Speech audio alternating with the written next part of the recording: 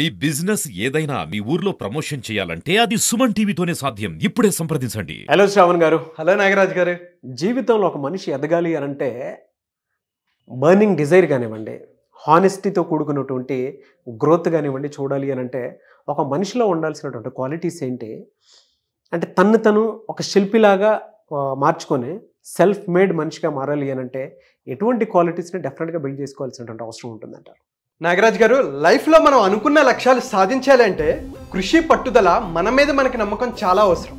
అయితే లైఫ్లో ప్రశంసలు ఉంటాయి, విమర్శలు ఉంటాయి, అభిమానం ఉంటుంది, అవమానం ఉంటుంది. అయితే వీటన్నిటిని దాటుకుంటూ వెళ్ళి కొన్ని కోట్లాది మందికి ఆదర్శంగా నిలిచిన ఒక వ్యక్తి గురించి చెప్తా. ఎవరు సార్ అతను? 4 సినిమాలు హిట్ అవుతే నా అంతటి వాడు లేడు, నేనే నెంబర్ 1 అని విర్రవిగే వాళ్ళకి తెలియకపోవచ్చు. ఆయన 40 సంవత్సరాలు నెంబర్ 1 అనే సింహాసనం మీద కూర్చున్నారు అని.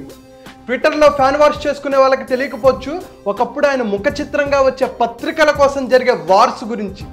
మా హీరో గొప్ప అని ప్రస్తుతం పోట్లాడుకునే వాళ్ళకి తెలియకపోవచ్చు వాళ్ళ ఫేవరెట్ హీరో కూడా ఫేవరెట్ హీరో ఆయనే అని. మా హీరో రికార్డులు ఇవి అని డంకా బజాయించే వాళ్ళకి తెలియకపోవచ్చు అసలు ఆ రికార్డులు నెలకొల్పిందే ఆయనని. రోజంతా కష్టపడి రిక్షా తొక్కి అలసిపోయే రిక్షావాడి దగ్గర నుంచి రాష్ట్రాన్ని నడిపించే ముఖ్యమంత్రి వరకు, అక్షరం ముక్క చదువుకొని రోజు కూలీ నుంచి ఐఏఎస్ అధికారి వరకు, అప్పుడే సినిమాలు చూడటం మొదలెట్టిన 6 ఏళ్ల పిల్లాడి నుంచి 80 ఏళ్ల ముసలాడి వరకు ఎంతో మంది అభిమానం సొంతం చేసుకున్న వ్యక్తి ఆయన. అంతెందుకండి, ఆయనతో సినిమా చేస్తే నా లైఫ్ సెట్ అయిపోతుంది అని ఆలోచించే డైరెక్టర్లు ఎంతమంది, తనతో సినిమా నిర్మిస్తే నేను కూడా చరిత్రలోకి ఎక్కేస్తానని వెంపర్లాడే ప్రొడ్యూసర్లు ఎంతమంది, తన పక్కన నటిస్తే చాలు నేను కూడా అగ్ర హీరోయిన్ల స్థాయిలోకి వెళ్ళిపోతానని తహతహలాడే హీరోయిన్లు ఎంతమంది, ఆయన సినిమాకి డిస్ట్రిబ్యూషన్ చేస్తే దిమ్మ తిరిగిపోయే లాభాలను పొందొచ్చని ఆశపడే డిస్ట్రిబ్యూటర్లు ఎంతమంది. ఎందుకంటే ఆయన సినిమా ఆడుతున్న థియేటర్లో సైకిల్ పార్కింగ్ డబ్బులు కలెక్ట్ చేసుకుని మెర్సిడెస్ బెంజ్ కొన్న వాళ్ళు ఉన్నారు, సమోసాలు అమ్ముకొని స్థలాలు కొన్న వాళ్ళు ఉన్నారు, బజ్జీలు అమ్ముకొని బంగ్లాలు కట్టుకున్న వాళ్ళు ఉన్నారు, టీలు అమ్ముకొని హోటల్స్ పెట్టుకున్న వాళ్ళు ఉన్నారు. ఇంకా చెప్పాలి అంటే ఆయన సినిమాకి బ్లాక్లో టికెట్లు అమ్ముకొని పిల్లల్ని చదివించి పెళ్లిళ్ళు చేసిన వాళ్ళు ఇంకెంతో మంది ఉన్నారు. ఎందుకంటే ఆయన తెలుగు సినిమా రూపురేఖలనే మార్చేశారు. కొత్త తరం ఫైట్ మాస్టర్స్కి ఆయన ఎనర్జీకి తగ్గట్టు ఫైట్లు కంపోజ్ చేయడం ఒక ఛాలెంజ్, కొరియోగ్రఫర్స్కి ఆయన స్టైల్కి తగ్గట్టు ఆయన గ్రేస్కి తగ్గట్టు డ్యాన్సులు కంపోజ్ చేయడం ఒక ఛాలెంజ్, మ్యూజిక్ డైరెక్టర్కి ఆయన డ్యాన్సులకి తగ్గట్టు మ్యూజిక్ కంపోజ్ చేయడం ఒక ఛాలెంజ్. తనతో పాటు 24 క్రాఫ్ట్స్ని పరిగెత్తించేలా చేసిన సినీ యోధ కంప్యూటర్ గ్రాఫిక్స్లు, రోప్ వర్క్లు, మోకాలకి నీ క్యాప్లు లేనప్పుడే ప్రజలను ఉర్రూతలుగించి తెలుగు సిల్వర్ స్క్రీన్ దుమ్ము దులిపి రఫ్ఫాడించి బాక్సులు బద్దలు కొట్టిన వ్యక్తి, తనని తానే చెక్కుకున్న అద్భుత, అపూర్వ, అసామాన్య, అద్వితీయ శిల్పం. కష్టం వచ్చిందంటే చాలు ఒక అన్నగా బిడ్డగా ఆదుకునే ఆపద్బాంధవుడు. ఎన్నో కష్టాలు, కన్నీళ్లు, అవమానాలు, ఆటుపోట్లు, ఇబ్బందులను దాటుకుంటూ వెళ్ళి ఒక గాలివానగా వచ్చి తుఫానుగా మారి ఈరోజు ఇండస్ట్రీని శాసించే స్థాయికి వచ్చి కోట్లాది మంది తెలుగు వాళ్ళ గుండెల్లో శాశ్వతమైన ముద్ర వేసుకున్న పద్మ విభూషణుడు, జగదేక వీరుడు మన Konidela Sivasankar Varaprasad alias mega star Chiranjeevi గారి గురించి తెలుసుకుందాం.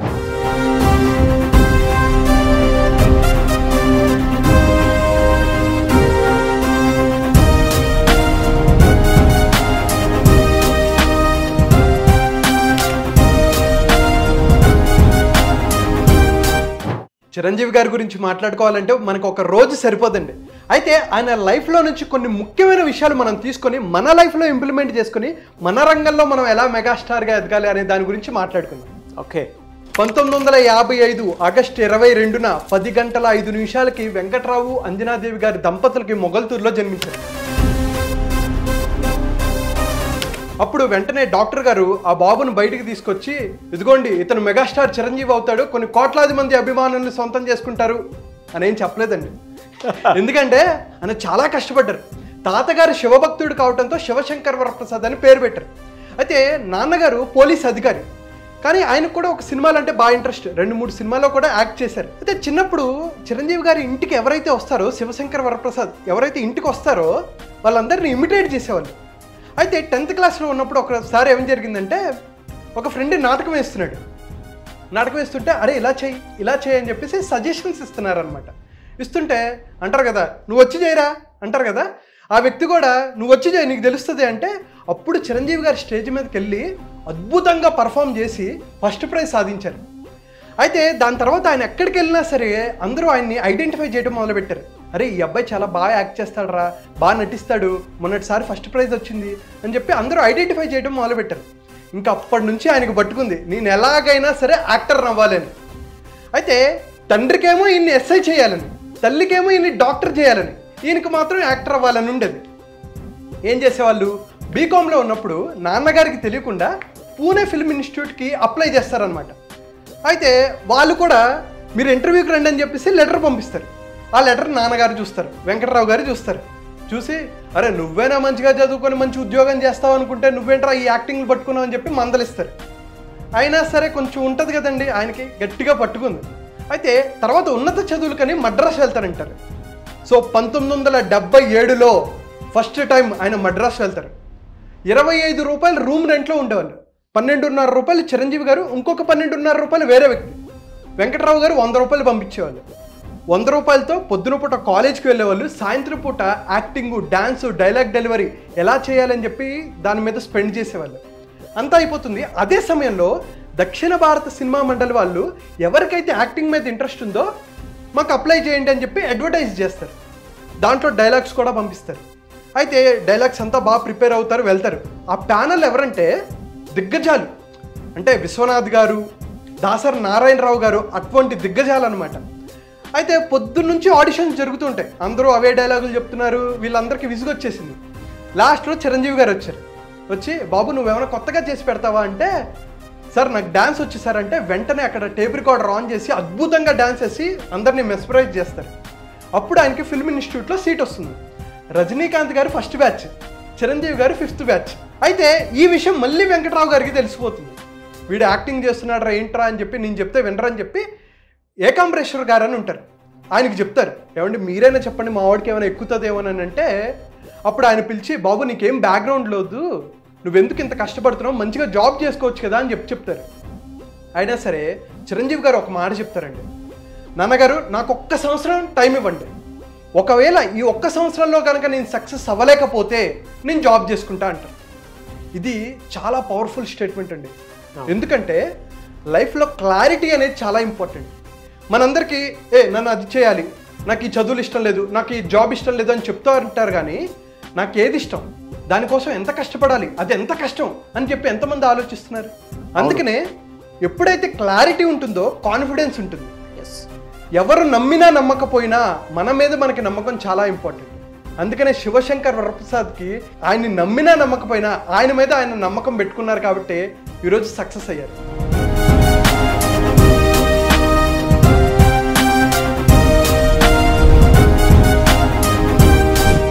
అయితే ఆయన ఫిల్మ్ ఇన్స్టిట్యూట్లో ఉండగా ఆయన ఫ్రెండ్ సుధాకర్ గారు, మనం తెలుసు కదండి కమిడియన్ సుధాకర్ గారు, ఆయన ఫస్ట్లో హీరోగా యాక్ట్ చేసేవారు.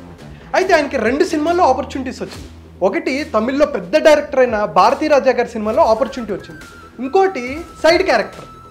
అయితే ఈయనకు మాత్రం అనిపించేది, భారతీరాజా గారు కూడా అంటారనమాట, నువ్వు ఏదైనా ఒక సినిమానే చెయ్యి, ఇది మెయిన్ లీడ్ కాబట్టి ఇదే చేయంటే భారతీరాజా గారి సినిమాలో యాక్ట్ చేయాలని చెప్పేసి ఈయన ఏం చేస్తారు, అరే నేను ఆ సినిమాకి ప్రామిస్ చేశా కదా కానీ ఈ సినిమానే చేయాలని చెప్పి పెట్టుకుంటారు.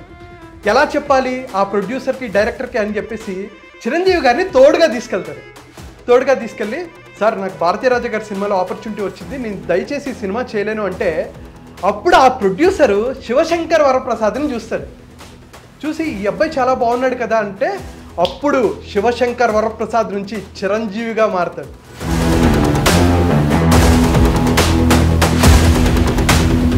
ఫస్ట్ టైం 1978 ఫిబ్రవరి 11న పునాదిరాలు సినిమాకి ఫస్ట్ టైం ఆయన కెమెరాని ఫేస్ చేశారు.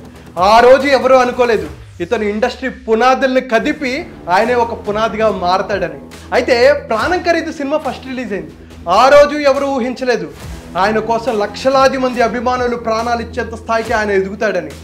ఏ స్థాయిలో కష్టపడ్డారంటే అసలు 1979లో 8 సినిమాలు, 1980లో 14 సినిమాలు, 81లో 13 సినిమాలు, 82లో 13 సినిమాలు, 83లో 14 సినిమాలు తీసి అద్భుతంగా కష్టపడ్డారు.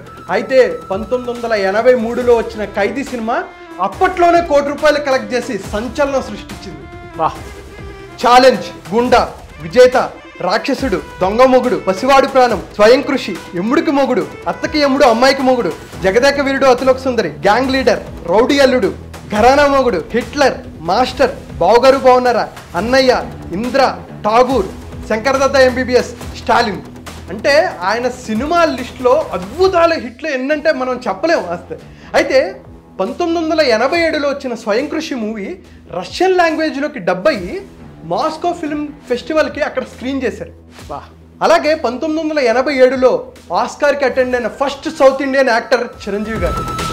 దాని తర్వాత 1990లో వచ్చిన జగదేక వీరుడు అతిలోక సుందరి సినిమా తుఫాను టైంలో రిలీజ్ అయ్యి సునామీ సృష్టించింది.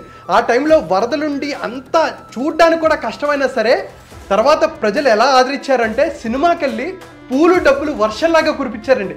సీనియర్ ఎన్టీఆర్ గారి తర్వాత అటువంటి మాస్ ఫాలోయింగ్ సంపాదించుకుంది ఎవరంటే చిరంజీవి గారు అంటంలో ఎటువంటి సందేహం లేదు. 1991లో వచ్చిన గ్యాంగ్ లీడర్ కనీ విని ఎరుగని హిట్ అండి. అప్పట్లోనే 6 కోట్లు కలెక్ట్ చేసి 100 డేస్ ఫంక్షన్ 4 చోట్ల చేశారు. ఏలూరు, విజయవాడ, తిరుపతి, హైదరాబాద్. అప్పట్లో ప్రైవేట్ ప్లేన్లో వీళ్ళందరినీ తీసుకెళ్లారు. దాని తర్వాత వచ్చిందండి 1992లో మానిస్టర్ హిట్ గరానమొగుడు. అప్పట్లోనే 10 కోట్లు కలెక్ట్ చేసి ఏకంగా ఒక రీజనల్ లాంగ్వేజ్ 10 కోట్లు కలెక్ట్ చేసిందని చెప్పి ఏకంగా ఇండియా మొత్తం మన తెలుగు సినిమా వైపు చిరంజీవి గారి వైపు చూడటం మొదలుపెట్టాయి. పెద్ద పెద్ద ఆర్టికల్స్ రాయటం మొదలుపెట్టారండి, మనీ మెషిన్ అని చెప్పేసి. అసలు అందరూ షాక్లోకి వెళ్ళిపోయారు. అయితే దాని తర్వాత వచ్చిన సినిమాకి ఆపద్బాంధుడు సినిమాకి 1,25,00,000 రెమ్యూనరేషన్ తీసుకుంటే బిగ్గర్ దాన్ బచ్చన్ అని చెప్పి అందరూ షాక్ అయిపోయి పెద్ద పెద్ద ఆర్టికల్స్ రాయటం మొదలుపెట్టారు. ఎందుకంటే ఒకప్పుడు 12.5 రూపాయల రూమ్ రెంట్లో ఉన్న ఒక వ్యక్తి 15 సంవత్సరాలు తిరిగేసరికి 1,25,00,000 రెమ్యూనరేషన్ తీసుకుని భారతదేశంలోనే ఎక్కువ రెమ్యూనరేషన్ తీసుకున్న హీరోల్లో ఒకటిగా ఉండి 22 సంవత్సరాలు తిరిగేసరికి హయ్యెస్ట్ ట్యాక్స్ పేయర్లో ఒకరిగా ఉండి సమ్మాన్ అవార్డు అందుకున్నారండి చిరంజీవి గారు. అంటే ఒక్కసారి అర్థం చేసుకోండి ఆయన ఏ స్థాయిలో కష్టపడ్డారంటే ఆయన సినిమాల్ని నమ్ముకొని డైరెక్టర్లు, ప్రొడ్యూసర్లు, డిస్ట్రిబ్యూటర్లు, ఇంకా చెప్పాలంటే థియేటర్స్ ఓనర్స్, అక్కడ సమోసాలు అమ్ముకునేవాళ్ళు, బయట బజ్జీలు అమ్ముకునేవాళ్ళు, ఇంకా చెప్పాలంటే అది కరెక్టా కాదు పక్కన పెట్టండి, బ్లాక్లో టికెట్లు అమ్ముకున్న వాడు కూడా ఆయన్ని నమ్ముకొని బెటర్ స్థాయికి వెళ్ళారు. ఎందుకంటే అలాగా ఆయన అందరిని పరుగులు ఎత్తిచ్చారు. అటువంటి వ్యక్తి కాబట్టి ఈరోజు ఆయన ఒక చరిత్రగా నిలిచారు.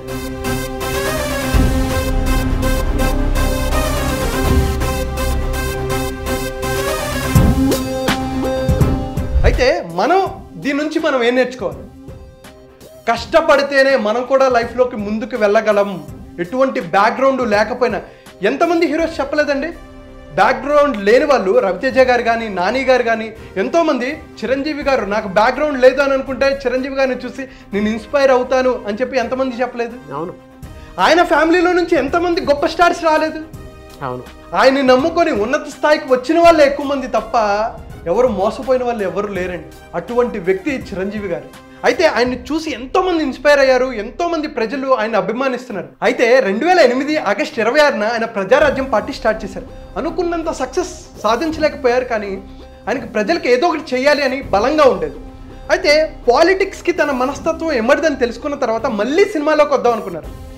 అయితే చాలామంది పని అయిపోయింది, ఇప్పుడు చూస్తారా, ఈ వయసులో అవసరమా, ఎవరు చూస్తారు అని చెప్పి ఎంతోమంది అవమానించిన వాళ్ళు కూడా ఉన్నారు. ఆయన పెద్ద సందేహంలో ఉన్నారు. కానీ చిరంజీవి గారి లాంటి శక్తివంతమైన నటుడిని, అభిమానగల ఉన్న నటుడిని సినిమాలకి దూరంగా ఉంచడం ఆ విధికి కూడా సాధ్యం కాలేదు.